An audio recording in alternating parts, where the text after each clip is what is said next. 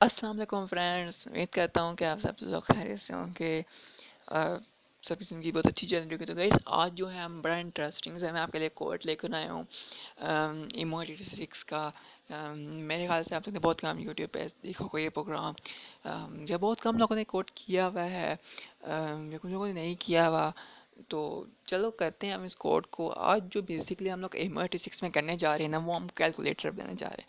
और हम ज़्यादा उसमें मैं फंक्शन नहीं रखूँगा, मैं सिर्फ चार एक फंक्शन रखूँगा। लाइक वो जो हम एड्स हैं, मल्टीप्लाई और डिवीजन करते हैं, बस हम ये मैं चार फंक्शन परफॉर्म करूँगा। आप लोग चाहो तो इससे ज़्यादा भी फंक्शन इसमें परफॉर्म करवा सकते हो। कोई इतना इशू नहीं है इसके अंदर। ठीक है, लेट्स स्टार्ट करते हैं अपनी वीडियो को। और मे बी के बहुत टाइम होता है कि हमें ऐसे असाइनमेंट्स मिल जाती हैं कि आप कैलकुलेटर बना लो, क्योंकि कैलकुलेटर एक मोस्ट ऑफ द कॉमन एक कहते हैं ना कि एक फंक्शन है। जो भी आप कोड करते हो उसमें आपको पता ही है आप कैलकुलेटर बनाओ। अगर आप सी प्लस में प्रोग्रामिंग कर रहे हो तो आप कैलकुलेटर बनाओ, अगर आप जावा में कर रहे हो तो कैलकुलेटर बनाओ, पाइथन में कर रहे हो तो कैलकुलेटर बनाओ, सी में काम कर रहे हो तो कैलकुलेटर बनाओ, एंड्रॉयड में काम कर रहे हो तो पहले कैलकुलेटर बनाओ, वेब में काम कर रहे हो तो भाई पहले कैलकुलेटर बनाओ। तो मतलब कैलकुलेटर एक गाइस बहुत सिंपल सी चीज़ है। आई ये किस चीज़ का एरर आ रहा है? Audio capture, okay just forget this.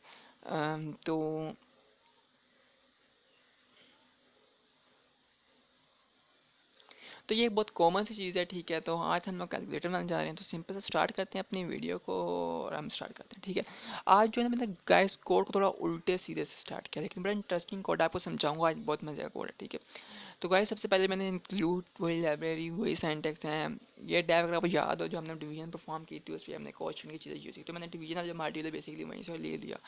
ठीक है, उसके बाद ये मैसेजेस हैं और ये मैंने मैसेजेस यहाँ रखे हुए हैं। ठीक है गाइस, एक चीज़ याद रखना कि अगर आप लोगों ने आपके कोड के अंदर ईमो के कोड के अंदर अगर आप लोगों ने ईमो एमुलेटर का जो TTC का जो एमुलेटर है इसके आपने फॉर एग्जांपल दो डाटा सेट बना लिए, मतलब कि दो डाटा बना लिए। एक डाटा के अंदर आपने वेरिएबल्स रख लिए, दूसरे डाटा में कोर वेरिएबल्स रख लिए।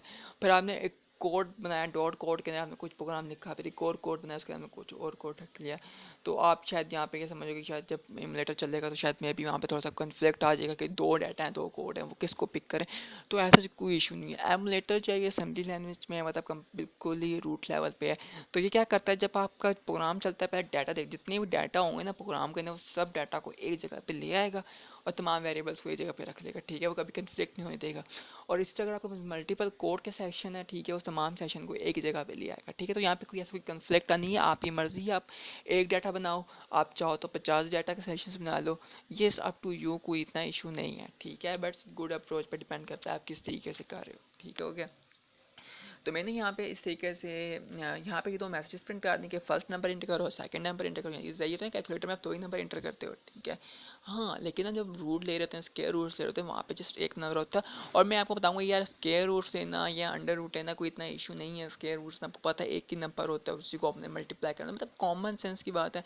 आई नो क्या आप लोग इजीली अगर बाकी चीज़ों को अमेंडमेंट कर सकते हो। अगर आप अंडर रूट की बात करें तो अंडर रूट आप क्या करते हो कि उसी नंबर का जो डिविजिबल होता है आप उसी को यूज़ कर लेते हो। अगर आप फॉर एग्जांपल अगर आप ले रहे हो अंडर रूट 25 का, तो 25 का अंडर रूट का 5, तो यानी कि 25 किस पे डिवाइड हो रहा है, 5 है। तो इसका सिंपल से एक लॉजिक है, आप जो है ना डिवीजन परफॉर्म करा लो 5 का। ठीक है, और 25 ले लो। फॉर एग्जाम्पल आपने इनपुट लिए 25, ठीक है, और आपने उस पर अंडर रूट परफॉर्म कराना है, तो आप क्या करोगे, आप उस पर डिवीजन परफॉर्म करा लो, एक फॉर लूप लगा दो उसके बाद 1 से लेकर 100 तक।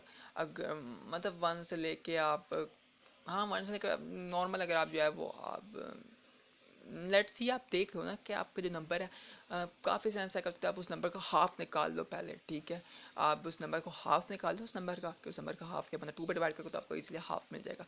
और उस हाफ तक की आप लेंथ ले लो। फॉर एग्जाम्पल अगर 25 है तो 25 का अगर हाफ लो तो 12 बनेगा। ठीक है, तो अगर बहुत ही ज़्यादा मारते हो तो ठीक है, तो आप 12 तक जा सकते हो, अंडर रूट ले सकते हो, लेकिन ठीक है, लेकिन 12 बहुत हाईएस्ट है। ठीक है, तो इस तरीके से आप उसकी लेंथ रख सकते हो जर्नल प्रोग्राम बनाने के लिए। ठीक है, तो फॉर एग्जाम्पल मैं 25 मैंने लिया अंडर रूट के लिए, तो मैं क्या करूँगा, मैं जस्ट 5 का क्या करूँगा, 20 पहले 1 को डिवाइड करूँगा, क्या उस पर डिवाइड हुआ है, नहीं हुआ।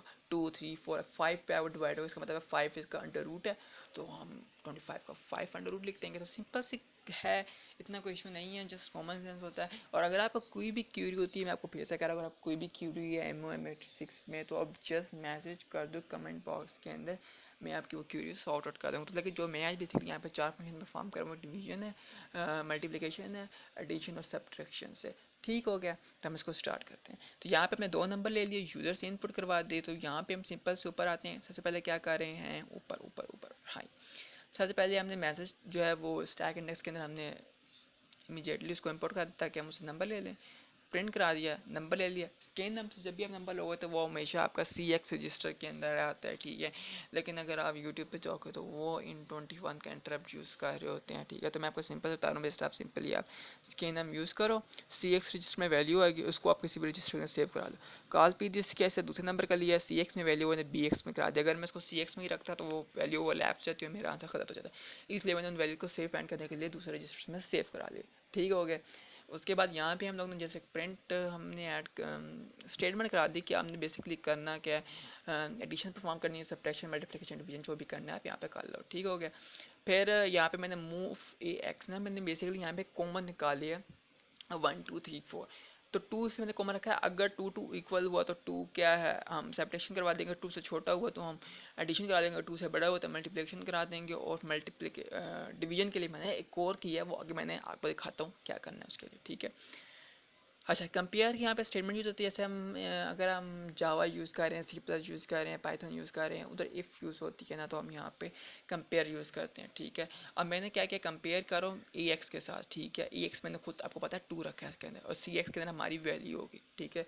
जो भी यूज़र ने अगर 4 प्रेस किया तो 4 पड़ी होगी उसके, वो कंपेयर करता है। अगर AX, तो यहाँ पे अगर आप यहाँ पे जे जंप करें, अगर दोनों वैल्यू इक्वल हैं तो यानी कि 2 2 अगर हुआ तो हम उसको सब्ट्रैक्शन करा देंगे।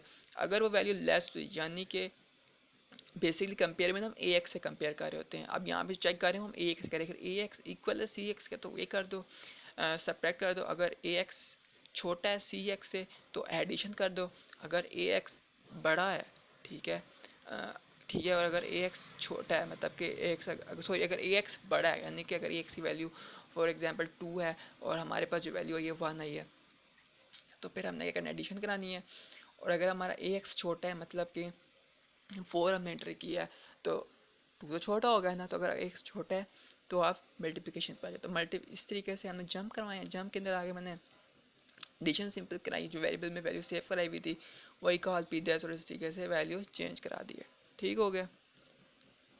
DX में आंसर था, उसको AX में मैंने मूव कराया ताकि मैं उसको प्रिंट करा सकूँ, क्योंकि प्रिंट नाम जो है वो AX पे काम कर रहा होता है। ठीक हो गया।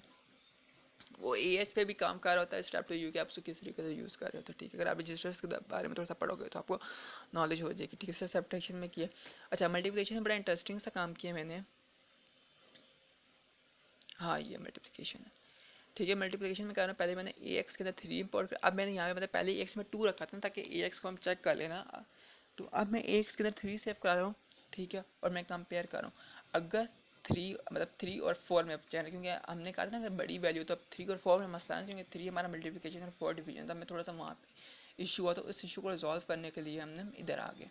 अब मैंने AX के अंदर 3 वैल्यू इंपोर्ट मूव करा दिया और कंपेयर करा रहा हूँ। अगर 3 की वैल्यू जो है वो CX के इक्वल है, ठीक है, तो फिर तो सिंपल, अगर 3 3 है तो फिर तो सिंपल मल्टीप्लिकेशन कर दो। अगर 3x इक्वल नहीं है, नॉट इक्वल यानी कि बड़ा है वैल्यू, ठीक है, तो किधर कर दो, जंप L6 पे, और L6 पे हम डिवीजन परफॉर्म करवा रहे हैं। ठीक है, मल्टीप्लिकेशन का वही सिंपल सा काम है। पहले वैल्यू AX के अंदर सेव करा दी है, ठीक है, और BX को साथ मल्टीप्लिकेशन कराई है, और एट द एंड जो है मैंने प्रिंट नाम से वैल्यू जो है वो अपनी क्या कहते हैं प्रिंट करा दी है। ठीक है, यहाँ मुझे मूव नहीं करानी पड़ी क्योंकि हमें पता है जो मल्टीप्लिकेशन होती है वो बेसिकली AX रजिस्टर से हो रही होती है, और डिवीजन भी में भी ये होता है, जो भी रजिस्टर आप लोगे वो बेसिकली डिवाइड जो है वो AX ही करता है। ठीक है, अब यहाँ पे मैंने क्या किया, मूव AX DX किया, ठीक है, सेव करा दिया, BL के अंदर 5 रखा है। अब यहाँ पे ये आपके लिए क्वेश्चन है गाइस, यहाँ पे फिर एक मतलब कि हर वीडियो में आपके लिए क्वेश्चन जरूर छोड़ता हूँ। तो यहाँ पे आपके लिए क्वेश्चन है कि हमें एक वैल्यू छोटी रखना है कि BL के अंदर छोटी यानी कि 8 बिट की आती है, तो अब आपने यहाँ पे यूज़र से 8 बिट की वैल्यू लेनी है, उसको यहाँ पे आप लोगों ने इनिशियलाइज करा देना है। ठीक है, it's not a difficult task, it's a very simple और पूरा इंटरेस्टिंग टास्क है। आपको जस्ट सिर्फ एक लाइन लिखनी है और आपको BL की वैल्यू मिल जाएगी। तो अब बेसिकली क्या, आपको आप यहाँ पे दोबारा से फिर आप BL की वो वैल्यू लेकर बेसिकली वो वैल्यू लेकर जिस नंबर से आपने उसको डिवाइड करना है, ठीक है, वो आप नंबर आप यूज़र से ले सकते हो। मैंने यहाँ पे खुद इनिशियलाइज कराया, आप लोगों ने ये वैल्यू यूज़र से लेनी है। सिंपल एक यहाँ पे लाइन लिखी जाएगी। ठीक हो गया। उसके बाद वही क्वेश्चन है, वही सब कुछ है जो हम लोगों ने पहले डिवीजन में परफॉर्म किया था। ठीक है, अब हम इस कोड को रन करते हैं अपने एमुलेटर के अंदर, स्टार्ट करते हैं रन, और अब हम यहाँ पे टेस्टिंग करते हैं। ठीक है, तो इसको मैं रन कर देता हूँ। वो कह रहा है पहले पहला नंबर इंटर करो, पहले मैं करता हूँ 5, नेक्स्ट इंटर हम 6 कर लेते हैं। तो हम पहले करते हैं एडिशन से स्टार्ट करते हैं। ठीक है, स्टेप बाय स्टेप हम चार फंक्शन को यूज़ करेंगे, क्या वो प्रॉपरली काम कर रहे हैं या नहीं कर रहे हैं। ठीक है, पहले मैं 1 कर देता हूँ,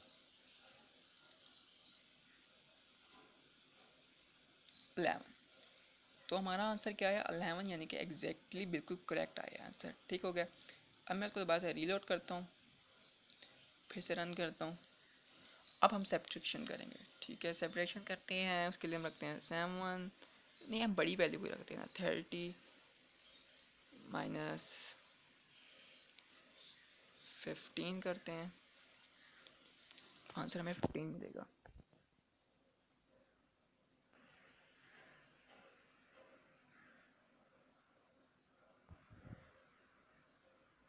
ठीक हो गया। अब हम यहाँ पे करते हैं मल्टीप्लिकेशन,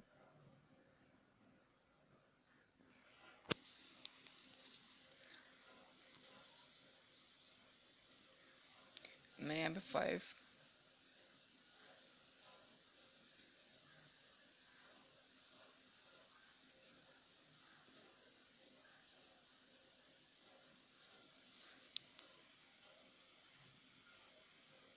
ठीक है। नाउ अब मैं डिवीजन परफॉर्म करूँगा। डिवीजन में आपको पता है मैंने BL के अंदर 5 रखा हुआ है, तो मैं अगर यहाँ पे कोई वैल्यू और भी रख दूँगा तो कोई फ़ायदा नहीं है। तो मैं सिंपली एक काम करता हूँ, मैं यहाँ पे 25 के लिहाज से ही वैल्यू रखता हूँ। मैं रखता हूँ यहाँ पे फॉर एग्जांपल 44,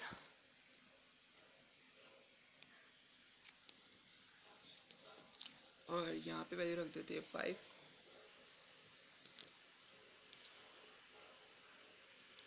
और हम परफॉर्म करवाते हैं डिवीजन यहाँ पे।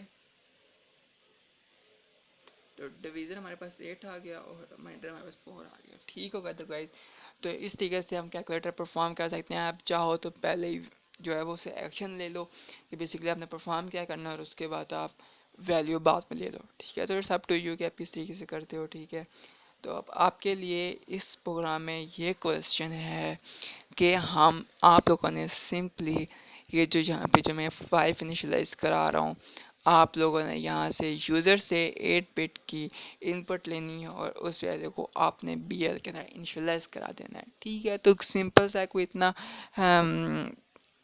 इतना तो मैं नहीं कहूँगा कोई इतना बहुत मुश्किल है। बहुत सिंपल सा एक लाइन लिखनी है, आप उसको बहुत आसानी से कर सकते हो। अगर आपने ईमो पढ़ी है थोड़ी सी भी, ईमो86 माइक्रो असेंबली लैंग्वेज ने पढ़ी है थोड़ी सी भी, तो वो आपको पता लग जाएगा कि बेसिक में भी आपको सबसे पहले ही सिखाते हैं कि हम लोग 8 बिट की इनपुट कैसे लेते हैं यूज़र से। ठीक है, तो बस गाइस यहीं पे इस वीडियो को हम एंड करते हैं, और अगर वीडियो अच्छी लगी हो तो सब्सक्राइब कर देना, बेल आइकन को प्रेस करना ना भूलिएगा ताकि आपको नोटिफिकेशन मिलते रहें। मिलते हैं नेक्स्ट वीडियो में। अल्लाह हाफिज़।